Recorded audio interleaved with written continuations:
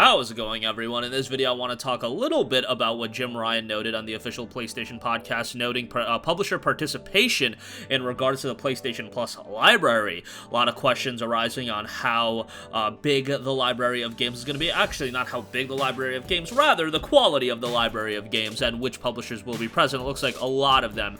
And also, PSVR 2 has been in the news cycle quite a bit, and it looks like a showcase for that will be coming sometime probably pretty soon. We'll talk that in a little bit. But first of all, the new PlayStation Plus library has been a point of discussion for quite a while. Jim Ryan spoke on the official PlayStation podcast noting, we have big publishers, we have small indie publishers, we have over 200 partners working with us to put their content into PlayStation Plus, so the lineup is going to be really strong. Now, there's a lot to dissect with PlayStation Plus launching this service, and obviously, the direct comparisons to Game Pass are going to be there. It's not as good as Game Pass, let's just, be frank about it, but it does have the opportunity to provide a lot of quality, and I am actually kind of wondering if this is going to be another game, kind of a political game that's going to be played from outside publisher standpoint, because I would imagine that there are going to be a lot of games that both Xbox Game Pass and PlayStation Plus's new service are going to want to have, and there probably is an argument to be made that it would be more effective on having it on one of those services as an exclusive title. So that could be, now these outside publishers, they do have a little bit of leverage when you're talking about offering a game to a subscription service. For example, it seemed like Microsoft worked out a deal for Scarlet Nexus to drop that game on Xbox Game Pass a couple months after release. Like, if you remember, Scarlet Nexus had more of an Xbox focus promotional material, I want to say, like going into its release, which I found odd, but then I had the idea in the back of my head, hey, it's probably going to Game Pass pretty quickly after its launch, and it wasn't like super quickly, but it got to Game Pass relatively quickly. And I would imagine that was a deal worked out. However, now there's another player on board where you can also go to Sony, hey, we're working on this game, do you want it on your service? And then you can play both sides. That's how it always works. Obviously, PlayStation Now has been a thing, but it does seem like Sony's going to put more emphasis on this subscription service. Depending on how much emphasis they're going to put, that's a question that remains to be answered. But I imagine ultimately they're going to get to a point where this style is going to continue to grow and grow. And Jim Ryan noted in that interview with GamesIndustry.biz, things like this change all the time. A couple of years ago, people wouldn't have expected PlayStation first-party games on PC, but now you're getting that. So while PlayStation Plus, I don't think anytime soon, even the top tier is going to offer first-party PlayStation titles day in day.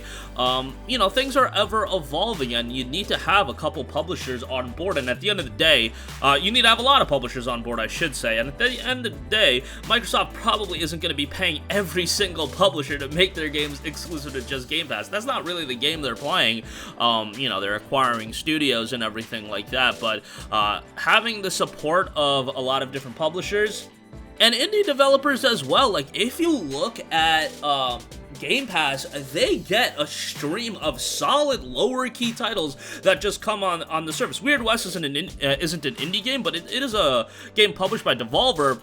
That game was on Game Pass day one. You want to get titles like that on Game Pass. MLB The Show 22 is coming to Game Pass day one. PlayStation guys, enjoy paying $70. Yeah, a game done by San Diego studio going to Game Pass day one. Like, that's wild to me. Sony definitely showcased they can make deals like that as well with Shadow Warrior 3, so hopefully more deals like that are gonna be done, because I think there's a lot of opportunity for a game like Anno Mutationum to be in the service day one and smaller scale games like that, and I still think offering bigger discounts to top tier subscribers on games that just come out digitally is a very smart thing to do. I know there's that thing of you don't want to undercut your retail partners, but Microsoft offers their game on Game Pass day one and they still sell their games in store.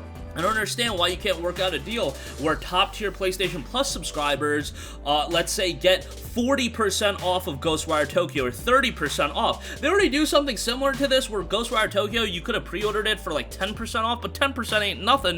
If it's 35% off, or 40% off, that's a real incentive to have people subscribe to the service. Now, there is that argument to be made, and I mentioned this before, that, you know, people would just sign up to the service and then cancel it immediately after buying a game, but that's a good way to get people's foot in the door, and if you're consistently offering discounts like that, nah, people will keep that stuff rolling, and they'll, you know, continue to subscribe, and if the service overall, outside of just those discounts, let's say, was good, you know, they'd keep it rolling. Obviously, the ideal situation is to get those games, day one.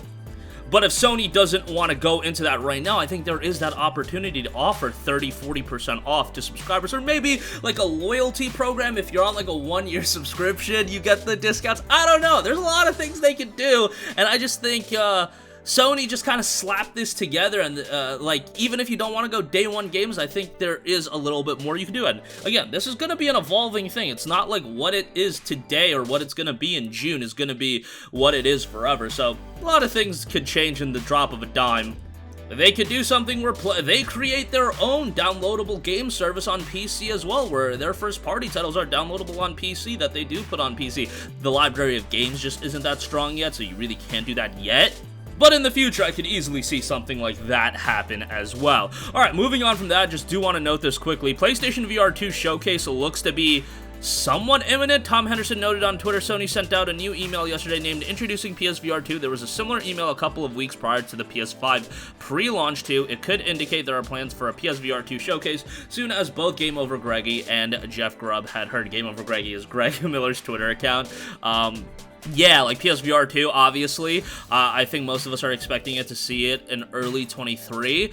I really want to know the price point of this thing because I think that's going to be the make or break, and obviously you need some quality games. So hopefully we do see something regarding PlayStation VR 2 here pretty soon. But that's going to do it for me. Again, let me know what you guys think. What type of games would you want to see in this subscription service? As far as newer games go, like, if a game was to drop and then 6 months down the line it comes to Spartacus, would that be like a solid point for you to subscribe to the service? Because I could see something like that happen. Again, we saw something like that with Game Pass on with Scarlet Nexus. It's not necessarily just day-and-date games, but if you have a quicker turnaround, 3 to 6 months, and not like a year, 2 years, 3 years, I think that could be something good. And PSVR 2 Showcase looks to be rather imminent if those emails are a precursor of things to come. But that's going to do it for me. Sound off with all of your thoughts in the comment section down below. Thank you for watching, and goodbye.